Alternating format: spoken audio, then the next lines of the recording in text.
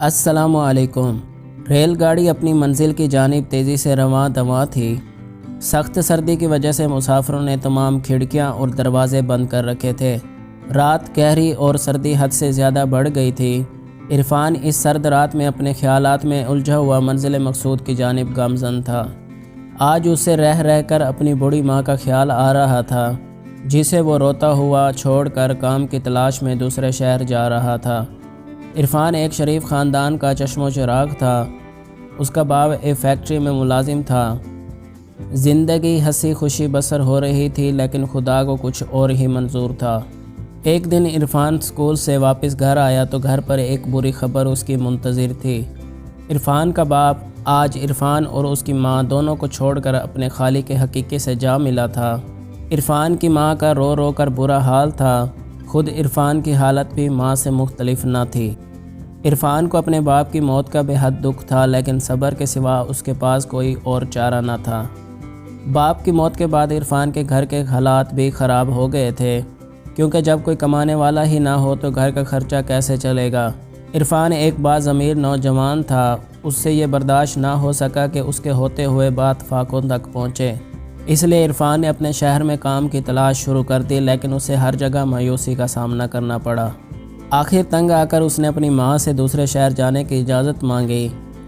آخرکار عرفان کے اصرار پر اس کی ماں نے بڑی مشکل سے اسے اجازت دے دی، اور آج وہ اپنے مختصر سے سامان کے ساتھ دوسرے شہر جا رہا تھا۔ ٹکٹ دکھاؤ، ٹکٹ چیکر کی کرخت آواز نے اس کے خیال کا تسلسل توڑ دیا۔ عرفان نے فوراً ٹکٹ چیکر کو اپنا ٹکٹ دکھایا۔ ٹکٹ چیکر نے ٹکٹ دیکھ کر عرفان کو واپس کر دیا اور آگے بڑھ گیا۔ عرفان نے گھڑی میں وقت دیکھا، رات کے 3 بج رہے تھے۔ کچھ دیر بعد اس کا اسٹیشن آ گیا اور عرفان اپنا سامان لے کر اسٹیشن پر اتر گیا۔ اسٹیشن پر اترتے ہی اسے ہوا کا ایک تیز جھونکا لگا، جس سے اس کا جسم کانپ کر رہ گیا۔ رات ابھی کافی باقی تھی، اس لیے عرفان نے سوچا کہ صبح ہونے تک اسٹیشن پر ہی سویا جائے۔ ابھی وہ سونے کے لیے مناسب جگہ تلاش کر ہی رہا تھا کہ اچانک اس کی نظر ایک پرس پر پڑی۔ عرفان نے فوراً وہ پرس اٹھا لیا اور اسے کھول کر دیکھا۔ اس کے اندر بہت سے روپے تھے۔ عرفان نے جب تمام پیسے پرس سے نکالے تو پرس کے اندر سے ایک شناختی کارڈ بھی ملا۔ عرفان نے شناختی کارڈ پر ایڈریس دیکھا تو وہ قریبی شہر کا تھا۔ عرفان نے اپنے دل میں پکا ارادہ کر لیا کہ وہ یہ پیسے اس کے مالک تک پہنچائے گا۔ کچھ دیر بعد اس شہر کو جانے والی گاڑی آ گئی۔ عرفان اس گاڑی پر سوار ہو گیا۔ بہت جلد اس شہر کا اسٹیشن آ گیا۔ عرفان گاڑی سے اترا اور مکان کی تلاش کرنے لگا۔ سورج اپنی کرنوں سے روشنی پھیلانے میں مصروف تھا۔ کچھ دیر بعد عرفان ایک مکان کے سامنے کھڑا تھا۔ مکان ایک بہترین طرز پر تعمیر کیا گیا تھا۔ عرفان نے کال بیل بجائی۔ کچھ دیر بعد ایک خوش پوش نوجوان باہر نکلا۔ عرفان نے آگے بڑھ کر اس سے ہاتھ ملایا اور جیب سے شناختی کارڈ نکال کر دیکھا۔ شناختی کارڈ پر اسی شخص کی تصویر لگی ہوئی تھی۔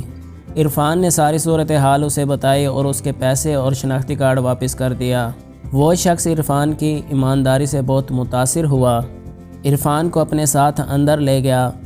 اس شخص نے عرفان کی خوب خاطر مدارت کی اور دوسرے شہر آنے کی وجہ پوچھی۔ یہ نوجوان ایک بہت بڑی فیکٹری کا مالک تھا۔ عرفان نے اسے بتایا کہ وہ دوسرے شہر نوکری کی تلاش میں آیا ہے۔ اس شخص نے عرفان کی ایمانداری کو دیکھتے ہوئے فوراً اپنی فیکٹری میں ملازم رکھ لیا۔ عرفان بھی بہت خوش ہوا کہ اسے اس کی ایمانداری کا پھل مل گیا ہے۔ اس کہانی سے ہمیں یہ سبق ملتا ہے کہ ہم پر چاہے کتنی ہی مصیبت کیوں نہ آ جائے، مصیبت سے کبھی گھبرانا نہیں چاہیے اور ہمیں ہمیشہ ایمانداری سے کام کرنا چاہیے۔ دوستو، امید کرتا ہوں آج کی یہ ویڈیو آپ کو اچھی لگی ہوگی۔ اگر اچھی لگی ہے تو چینل کو سبسکرائب کرتے ہیں اور ساتھ والی بیل کے آئیکن پر لازمی پریس کر دیا کریں، تاکہ ہماری ہر نئی آنے والی ویڈیو سب سے پہلے آپ تک